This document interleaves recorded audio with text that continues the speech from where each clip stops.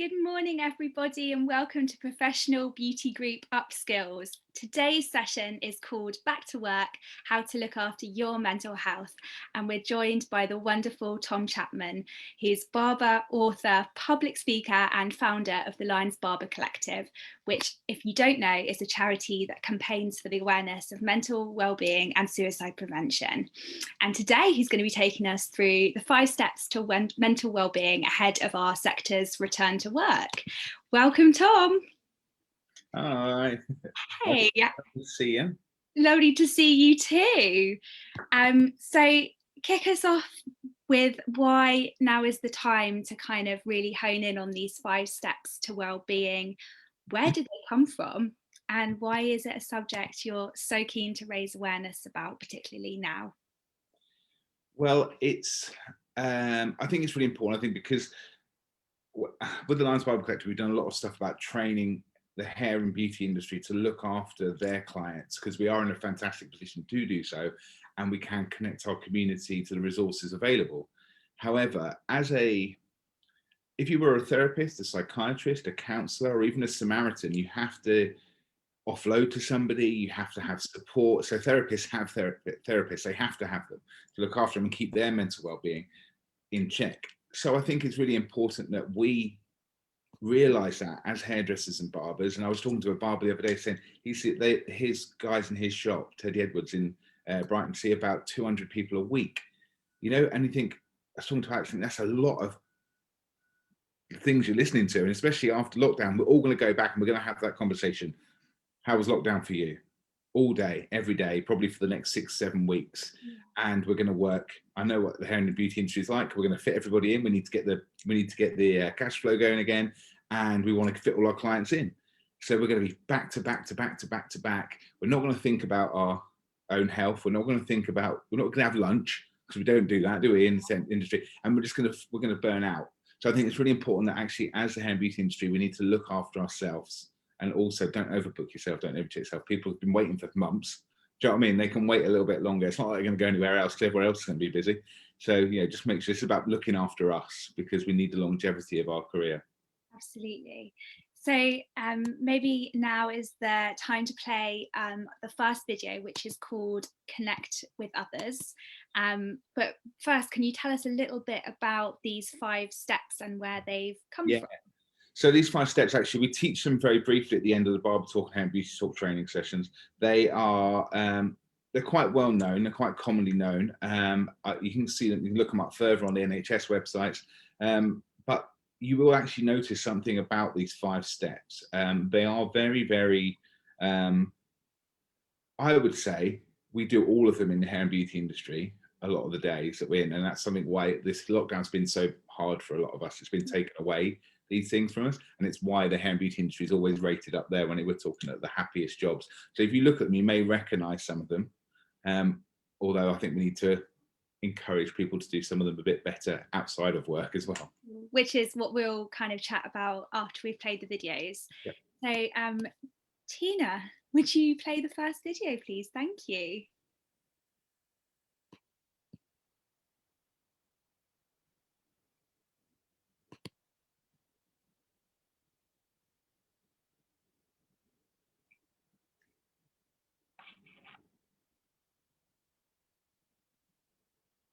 I think we might be having some technical difficulties with the first video. So in the meantime, can you just chat a little bit about Connect with Others and this video and what we're about to see, Tom? Yeah, so I mean, connecting with others is hugely important. It's something that has been taken from pretty much the whole world for the last 12 months. We're very, very lucky that we've been able to take advantage of things like Zoom, social media live, all that kind of stuff. We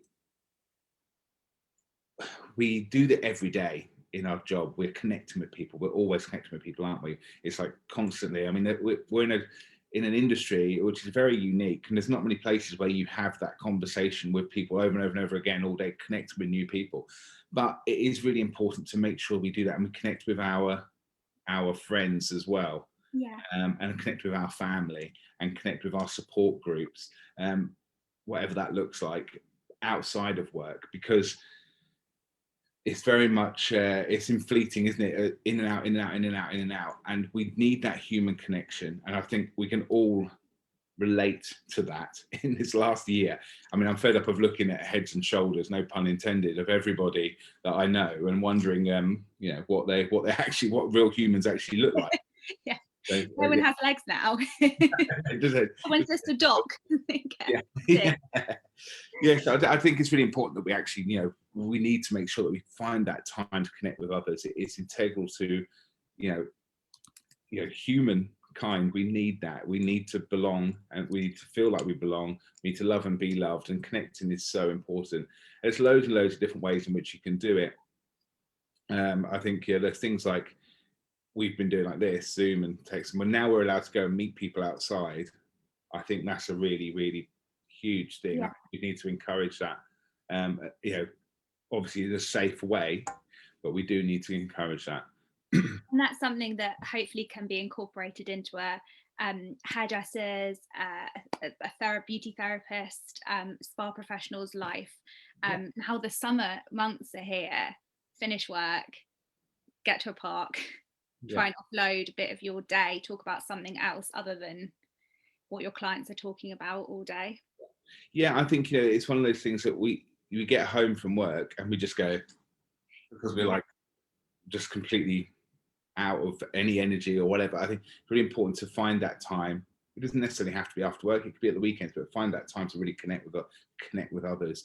Do you want me to play, see if I can play the videos? We'll give Tina one last go with the video. Oh, here we go. Lovely. Magic. I think I can just see us frozen on the screen now, which is a lovely sight, of course, but it could have been worse. Could have been like yeah, shots of Tom and Charlotte seen coming out of the club at 3 a.m. Oh, I don't know, don't think that one whacked, but Tom, did you say you have them ready? I have them here. If you want me to share them, let's have a go. And I've got them as well as a backup. The hair, it's the as a hairdresser, a barber, I never thought I would ever know this much about technology.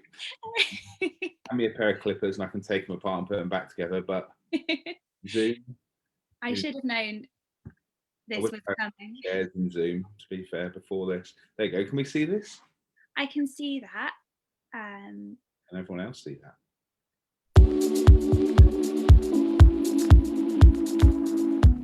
I'm Tom Chapman, founder of the Lions Barber Collective and creator of BarberTalk, the award-winning endorsed mental health training for hair professionals. Through doing the BarberTalk training, we enable people to be able to look after their clients' and colleagues' mental health. But the most important thing is you need to look after yourself so that you can look after others. You cannot pour from an empty cup.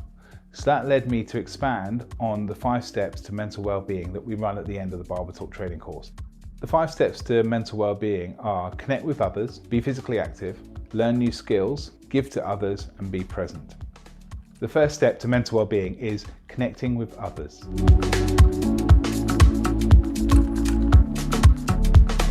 So recently we've been in lockdown due to COVID-19, and because of that, it has enabled us to connect with others in different ways. So things like Zoom calls, social media platforms, phones, FaceTimes, all those kind of things are a fantastic way to connect with others. However, it's really important to remember that actually connecting with people in real life is so important for our own mental well-being. And it's important that you do these regularly. Connecting with others can be meeting with friends, it can be going for a coffee, it can be making sure you see your family, going and see those people that you don't see often enough, because it gives us that sense of tribe and it gives us a sense of belonging. And isolation and loneliness is such a big problem when it comes to our mental health. Don't underestimate the simple connection with others, whether it's a simple hello on the street to somebody you're passing, or whether it's a big family gathering. Think about ways in which you can connect with others.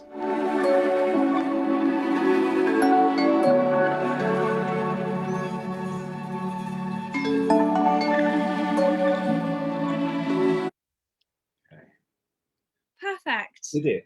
Yay! Congrats. That music is so calming. I feel really chilled. Yeah, I think talk about that connecting with others there. I think there's some things here we're really, really lucky that we have had this technology in this time. because if this had happened, 2001, and I was stuck playing Snake on a 3210 for the last year, I think I probably would have lost it.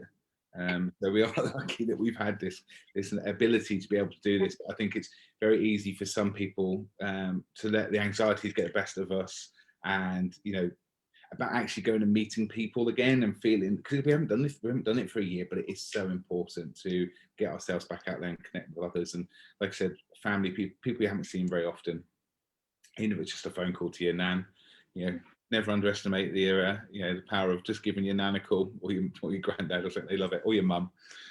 So true. I kind of liked what the video was touching on about loneliness, and then I thought it's really interesting, isn't it? Because I think you would never think a hairdresser or beauty therapist would be lonely, because they're dealing with so many clients day in, day out. But there is that part of it. You can still be lonely even if you're surrounded by people and you're not having that connection that feels balanced, because so much of a client relationship is possibly one-sided.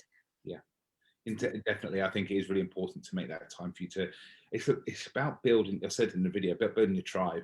That's what it is. We all need a tribe, and we have a tribe, and we need this basic human right is to belong and feel like you belong, love and be loved. We need those things. So it's just so important for our mental well-being.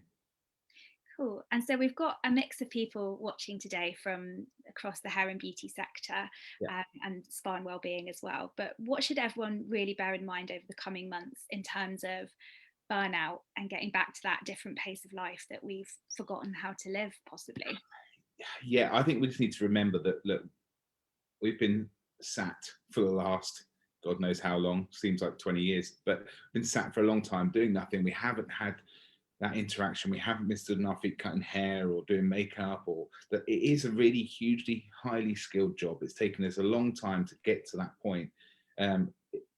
Building up muscle memory, being able to blow dry, things like that, you will feel it when you get back. I'm sure you all did when you went back on July the 4th before, but I think you just need to make sure this time perhaps slow it down a little bit. Don't go in and do really longer days. Make sure you book out some wellness breaks for yourself. You don't have to call it a lunch break. Just go out the back, or go for a quick walk around the block, or sit down and rest your feet for a little bit. Make sure we take those times, because otherwise it's like going from 0 to 100 miles an hour overnight.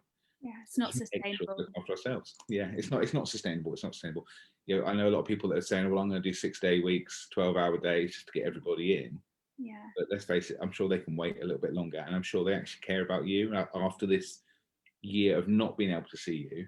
Yeah. They've realized the true value isn't just the hair or the nails or the makeup or whatever the treatments. It's actually you, and they love you, and they want to see you, and they want to look after you. They don't expect you to break yourself for them when they can wait another. It's not like they're going out anywhere, is it? Do you know what I mean? Christ, they're going to sit at home, so can't go out yet. A visit to the park, like.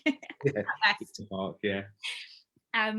So maybe this is a good time to move on to the second video, as you've kind of spoken about getting your body back in condition for long days on your feet, kind of the muscle memory of blow drying and that kind of thing. So our second video is all about being active. Do you want me to share this? If that would be. Yeah, cool. Okay. Director Tom. I've got a promotion. I can do the next one if we share it out. I'll wear myself out, you see. Yeah.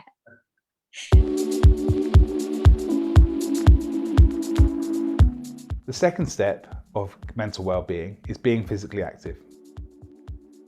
It's really important to find out what's right for you when it comes to exercise, and something that you enjoy. It could be going for a walk, it could be going for a run, it could be lifting weights. There's so many different things out there. Work out what's best for you and what fits your lifestyle, even if it's just a few minutes a day. It could just be walk to the shop instead of getting in the car, or walk a slightly longer way home and build up in that way. If you enjoy it, it'll give you a great sense of well-being. It will make you feel physically fitter. It will release endorphins. It will just make you feel fantastic once you finish it. It's hard to start, but it's great to finish. Think of some different ways in which you could be physically active.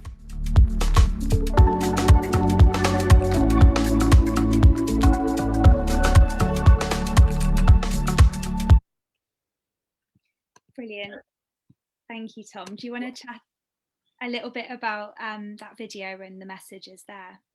Yeah, I think for me personally, I love going to the gym. I've been going to the gym for as long as since I was a teenager, and having that taken away from me was quite a big thing mentally as well as physically. There was a lot of, for me, struggling with that throughout this time. Like, how am I going to keep myself fit? And you couldn't buy weights or anything online because it all went right there. Like, Wasn't it? you couldn't buy anything. So yeah, so I mean, I struggled not having that, and I felt the dip in my mental health, also physical health, because of that. It's kind of snowballed a little bit because you're losing that physical health, you lose it mentally. You're looking at yourself thinking, "Oh, I'm not as good as I was," or whatever, and you eat bad food or whatever like that, and you overcompensate in different ways. But I think it's really important to remember that there's lots of different things that you can do. And I kind of found out that during yoga, doing yoga was something that I quite enjoyed because I kept trying different things. So I've been doing yoga last year, and I've managed to get some weights and get some resistance bands. And I've been trying to do it at home, and the difference that made for me, just having that time. I mean, I cannot wait to get back to the gym and actually do it in a gym. But the difference that made for me, having that at home, even with the kids climbing all over me, but it makes a huge difference to the start of my yeah. But I think it's really important to remember you need to do what's right for you. And when people often say, "Oh, you need to go for a run because that will be great for your mental health because of this and because of that and actually, do you know what? I hate running. And if somebody said, if I made myself say, right, I've got to go running, it would be a detriment to my mental health because I'd be thinking, oh God, I've got to get out of bed and go running. I don't want to go running. And you build it up in your head. And for me, running is just not fun at all. It's monotonous, whatever, but someone else finds it absolutely incredible. So I think it's really important to work out what's right for us. It may just be going for a walk.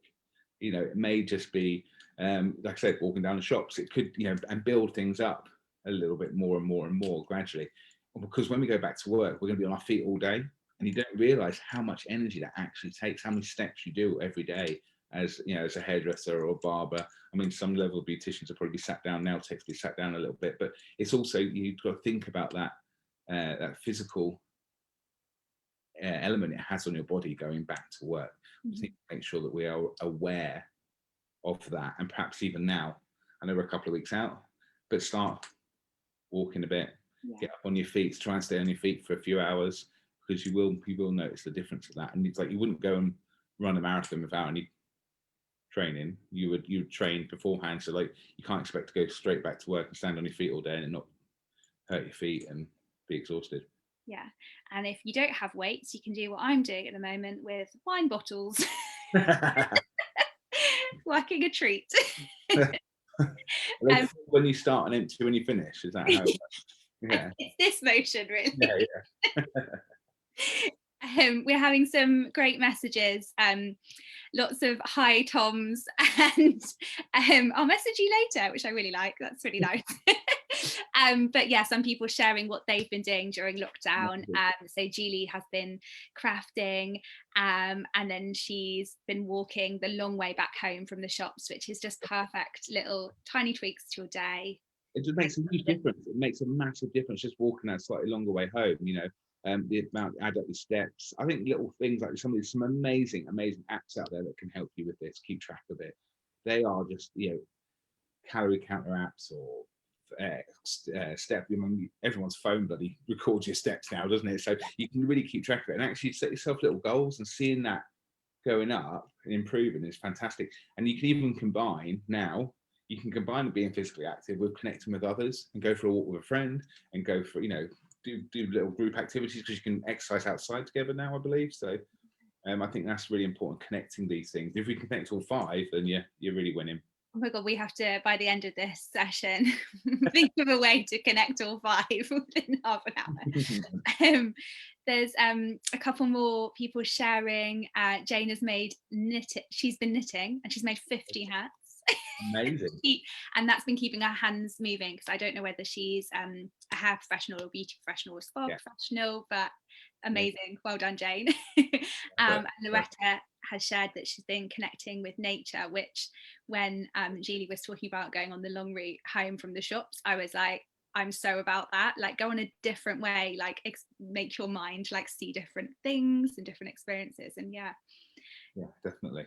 Who'd have definitely thought? nature's a big thing. Nature's a massive help for us. Yeah. I'm very lucky where I live that I've got the sea and everything, and it is massive. It does help a lot. Cool. So probably now I'm going to try video 3, which is about learning. Bear with me, caller, while I just I can change do it the if you screen. want. I'll find it's all here. So I am going to give it a go. Right, that's just all my. Can you see this?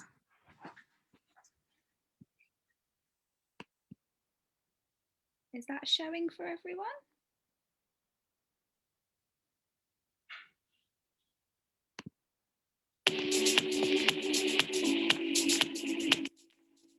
The next step to mental well-being is learning new skills. Oh, okay.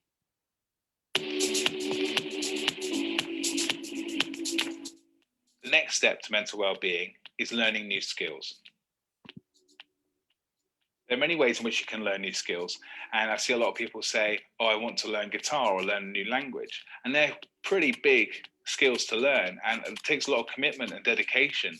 And actually, if we set the bar too high and say, I want to learn Spanish, we can often fail, and therefore we feel bad about ourselves and beat ourselves up for not being able to fit that into our already busy lives. Think smaller and think about the other things that we learn on a daily basis. You're learning right now. Why don't you look up a recipe, make a cake yourself from scratch, or whatever else it may be, a lasagna or anything else. Learning to cook new meals is a great way to give yourself a sense of achievement and self-worth by achieving something and looking on the plate and going, I created that. That's really exciting. And for me, I'm in the hair industry. The hair industry is always moving forward. We need to learn new skills all the time because trends change, hairstyles change, colors change, and we are learning all the time because we have to. And I think sometimes we undervalue that learning and how great that makes us feel. It could be something as simple as learn how to make that meal from scratch. Have a little think about different ways in which you could learn new skills.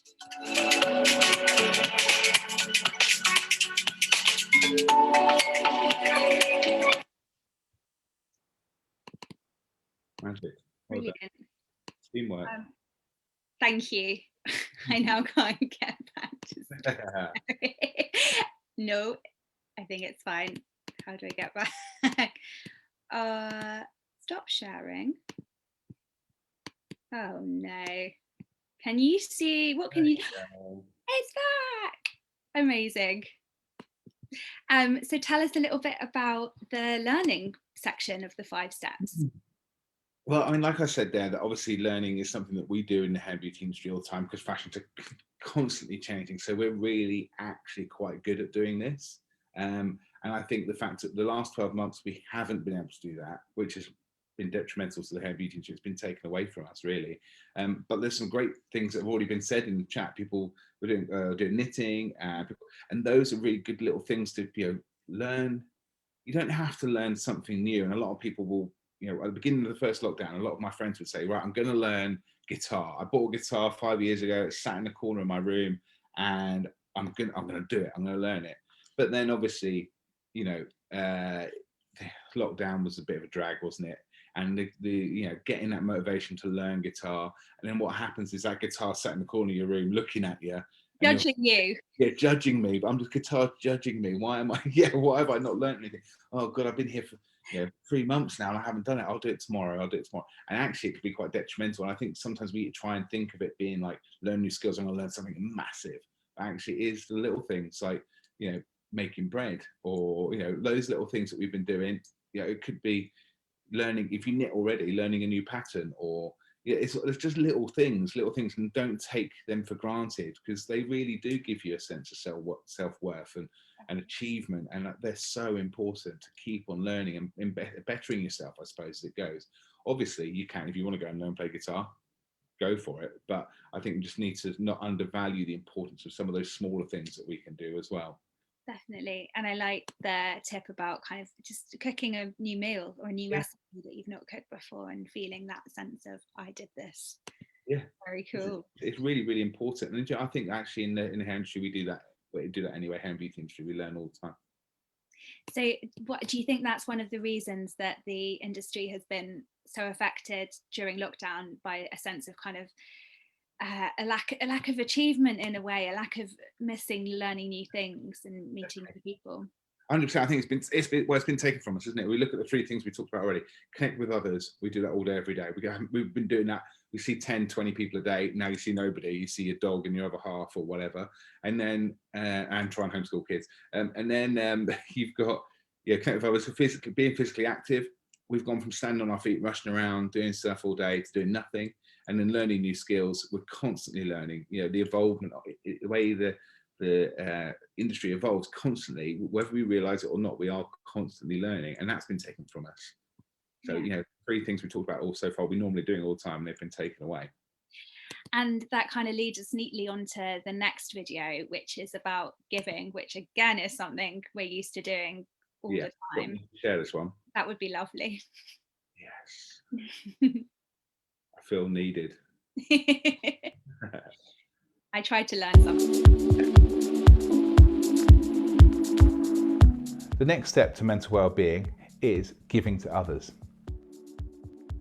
Now, who doesn't like to be given to? I mean, everyone likes receiving gifts, surely. But let's think about different ways in which we can give to others.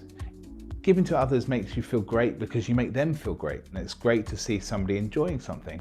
But there's lots of ways in which we can give. It doesn't have to be a physical gift. Time is another thing that we can give to others. Giving people our time is so valuable because it's the most precious commodity we own. So by giving somebody your time is such a precious thing to be able to receive.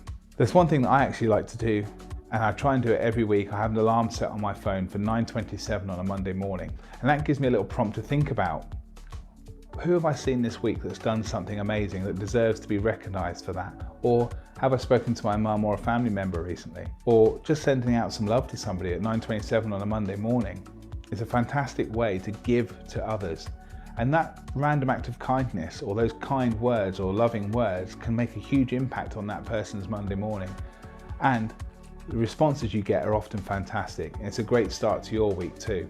So have a little think about different ways in which you could give to others.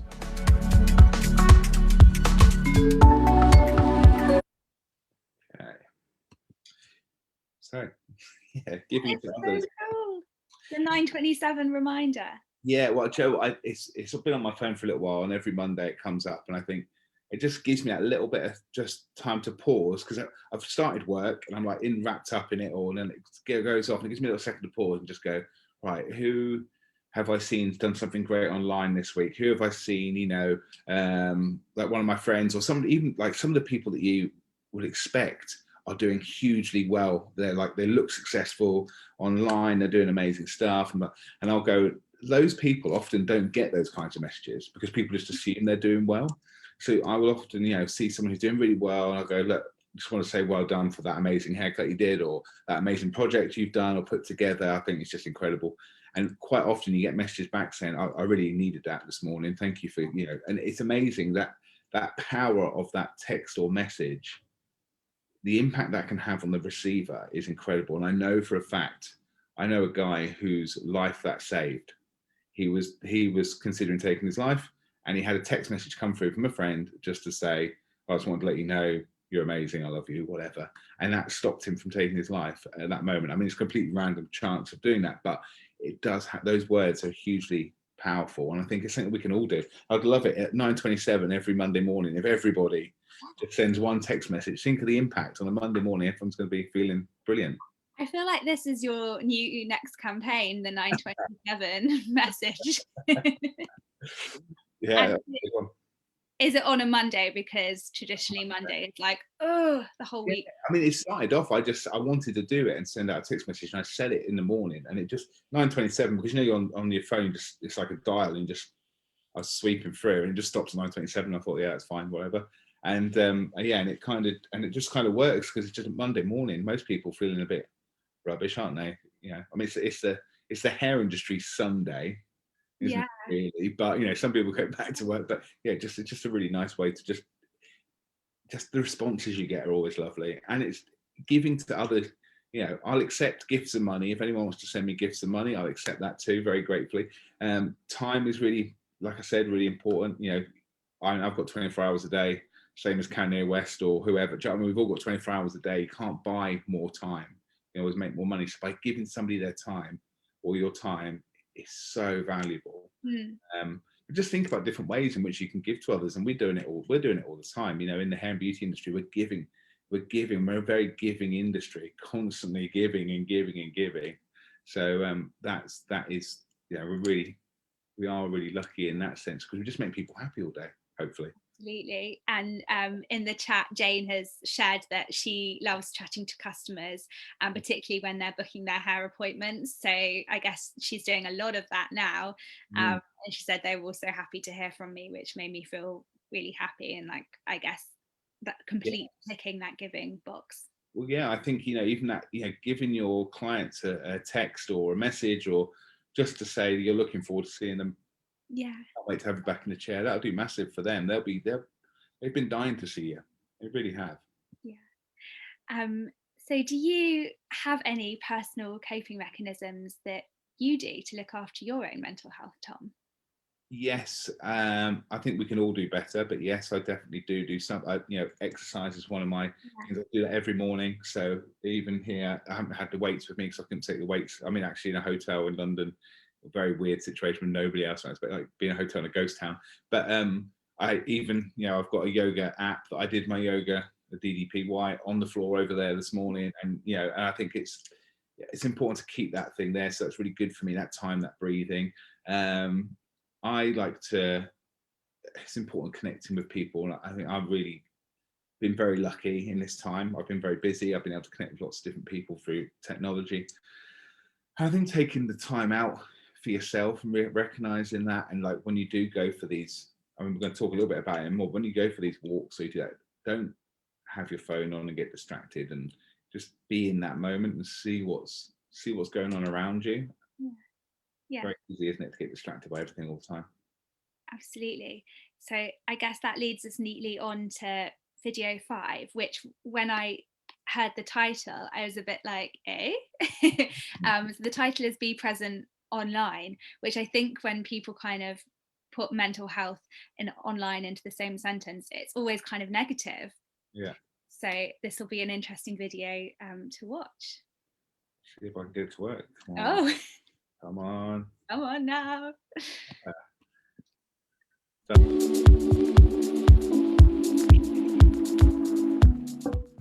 The final step to mental well-being is be present.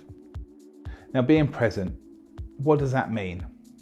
I think we spend a lot of time worrying about stuff that happened in the past, things that we cannot change and we have no control over now, and we can often stew on those things and they may keep us awake at night. But in the same vein, we worry about stuff that happens in the future. But being present means being present in the moment, everything that's happening right now, rather than worrying about what I have to do tomorrow or what I should have done yesterday. Being present is often linked to mindfulness. And I'm sure it's a term that a lot of you have heard of, and if you haven't heard of that, you've probably heard of meditation. And meditation doesn't have to be sat on the floor with your legs crossed. It can be, and it is fantastic, but it can be simple breathing exercises like box breathing. Breathing in for 4 seconds, holding for 4 seconds, exhaling for 4 seconds.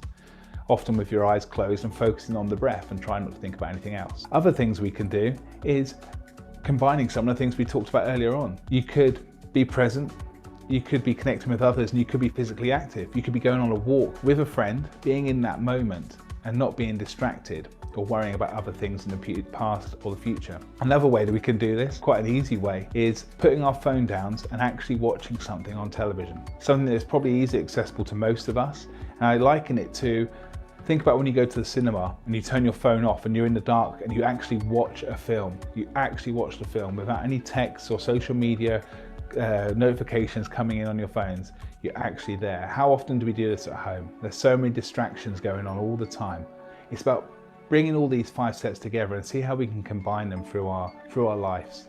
Remember, being present doesn't have to be meditation. There's so many other ways. It's about being in the moment, accepting what's around us and taking note of it all. So that was the 5 steps to mental well-being. I hope you can take something from that and try and implement each of them into your life daily if possible. Yeah, it's not for me waffling on there.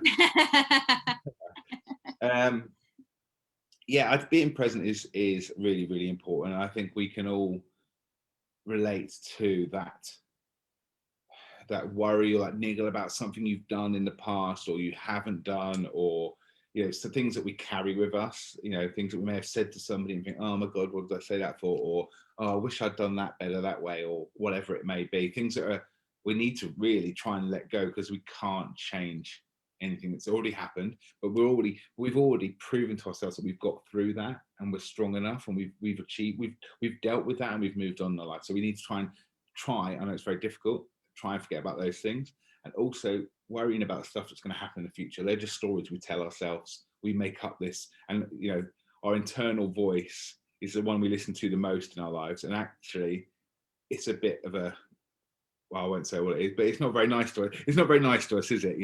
And we actually, we take that on board, and we worry and we tell ourselves stories, and we visualize something that like may or may not happen, and we beat ourselves up about and worry about these things. And actually, it's about trying to separate those things and draw ourselves back into this very moment right now. Like, what am I doing? Where am I? Stop and pause. And we talked about combining things. If you're going out for a walk and you're being present, then you haven't got your phone on, you haven't got your earphones in, you're listening to the birds, you're listening to, is it windy, is it sunny, is it wet, am I walking on gravel, grass, or concrete, is there trees around me, can I hear the waves, can I whatever that may be, and actually being in that moment. Because if you're walking along on your phone listening to a podcast, looking at Instagram, you're not present even remotely. And again, it doesn't have to be meditation with Tibetan chimes going on. It can be, and meditation is fantastic. And there's a lot of amazing apps out there now that are just so great, like for helping coach you through that. And a lot of them are free access as well, which is brilliant. It can literally be, like I said on there, one of my favorites one is just turning everything off and watching something on television. Because when was the last time you actually watched something? Like, really, everyone says, oh, I watched all of, I don't know, One Division or whatever it was, everyone's talking about it, but actually, did you actually watch it? And I bet most people didn't. I bet they were talking to their partner or friends, or on their phone, on Tinder or Grindr or whatever it may be. And yeah, exactly. So I think it's just really important to actually sit and watch, and that's a really simple thing that we can all do. And I compare it to the cinema in that one, in that video. But it is, think about when we go to cinema. I mean, I've gone to cinema to watch mediocre films and come out like, that was actually really good. I enjoyed that. Just that time. Yeah. It's so important. It could be playing a computer game. It can be anything. I play against my little boy who's 5, who's somehow amazing at Mario Kart, and I'm like, I'm sure I used to be able to play this game. I'm sat there thinking, I don't want to lose. I can feel the pressure of the folder on my thumb, and I'm in that moment. I'm not worrying about tomorrow. I'm not worrying about yesterday. I'm not thinking about anything I need to do or should have done. I'm just sitting there playing with my boy. I'm connecting with him, and I'm being present. Yeah, I think it's just about combining all these things together and doing them in ways that are achievable as well. I think what's really great about these 5 steps is they are all 100% accessible. There's nothing like, most people have a TV and the ability to watch something on their TV for an hour and a half and switch off. Or it needs to be accessible. Do you know what I mean? We can all do these things. I think we just need to be maybe a little bit thoughtful and mindful about them, and go, right, okay, can I combine some of them, like I said earlier on? Can we connect with others, be present, and be physically active at the same time? So we're going to go for a walk with a friend and be with them and not be on our phone. I think that's a really, really big thing, big chunk. That'll make a difference to your day massively. I think the key is perhaps I can pick my phone up, but it's over there. Turn your phone off for a bit, and just turn all notifications off, and just do something that you want to do. I think it's really important if we do half an hour. I would hope that everyone today will do half an hour of something for them. Just try. Half an hour is nothing in your day. Think about yes, that's an episode of, I don't know, whatever it is you're watching. I don't know. It's so broad now, isn't it? Because everyone just watches on so many different platforms. No one watches the same thing. But just take half hour and turn your phone off for it, or go for a walk, or do something. But just turn everything off and be in that moment for a bit. I think my challenge today will be for going for a walk, but without my phone, because I will always listen to a podcast or music. My podcast. Yeah. My podcast. Yeah. No. The episode with Adam, I loved it. But I need to listen to Nature's playlist. I've decided. Yes, you do. Yes, perhaps that's the next thing I'll do, a Nature's playlist. nature podcast, Sounds of Nature. I'm sure there's probably one already, but yeah, I think it is just so important. I think if everybody could just take half hour a day for yourself, get your alarm set for 9:27, send out a bit of positivity, it'd be good. It'd be fantastic. And I think we've touched on what people have kind of learned from previous lockdowns. So not filling their appointment slots, if you want to, obviously that's up to you, but not feeling the absolute desperation that everyone needs to come to you within the first week. I think putting in 15-minute wellness breaks. I mean, we all run late at times as well. So even if you just put in a couple of 15-minute wellness breaks throughout the day, worst case scenario, you don't get it because you run late, but you're not actually running late anymore. So that, I mean, that's a massive ease off your mind. It's horrendous when you're running late. And I'm sure people have been there where you're running late, and then your next client comes in, you're still running late, and something's going on with a colour developing or whatever. And then your next client comes in, you haven't even got the next client in the chair yet, and you're thinking, oh my God, I asked the assistant to ring them, they couldn't get through. And that on your own well-being is not good. So wellness breaks, even if you don't actually go and do anything, you just actually have that catch-up time. If you get 5 minutes, you can get 5 minutes. If not, then it's okay as well. But I think it's really important to perhaps change that sort of. I know we don't do lunch breaks. I still probably don't do lunch breaks even when I'm working in the office. But it's that wellness break is so important. It makes a massive difference to your day and helps you not burn out, really. Yeah, it's just that kind of shift in mindset, isn't it? And deciding that no, I deserve this and I need this in order to be able to help others and be performing at my best. You do need it. We all know physical health and physical well-being. We need to eat certain things, eat less certain things, exercise, and and to keep ourselves physically fit and hopefully prolong our lives and keep us away from bad illnesses that are going to affect us. But we don't really know about mental health. Yeah, mental health, we all have a brain. If we're watching this, everyone have a brain? Yeah. So we'd get it. Yeah. Very, very slow reaction there. And it is 9 o'clock or nearly 10 now, but it is part of our body. And I think the fact that we've neglected it for so long, and we're not aware, we're not teaching people these little things. I mean, like you just said, those 5 things are really accessible. Yeah, we need to make sure that we got it. And finally, you've got some exciting projects coming up. I know, and I don't want to speak for you because I might accidentally say too much, but I'll let you share them. Well, yeah, we've got a few things coming up, really, to be honest with you. One of the things that I'm doing at the moment is there's a proposal in government at the moment. It's been seen by Nadine Dorries, who's one of the health ministers, and the idea is that I want to be able to create a space for the hair and beauty industry to offload a support system for the hair and beauty industry. Like I said at the top of this video, if you're a therapist, psychiatrist, even a Samaritan, you have to offload before you go home. You have to have support. The hair and beauty industry sees thousands and thousands, millions of people every week, and we have nowhere to offload to. When we get home, we perhaps don't want to tell our other half or tell our housemates, or we're just exhausted. Or, but we want to try and provide a space where we can look after the hair and beauty industry, because let's face it, we're looking after the complete nation. We are looking after them. We're going to have that offload, because a lot of them will rather come and tell us than go to a doctor or a therapist. We are reaching the unreachable, and don't underestimate the value of what you do in your communities above just cutting their hair and making them look gorgeous. We do so much more for them, and I think they've realised that now. So that's something that, fingers crossed, I'm going to fight to get it through, or get it at some point. Hopefully it'll be this year. And the other thing is, we're actually opening 2 physical Lions Barber shops. One is in central London, and that's why I'm here today. I'm actually going over to see the shop fitters.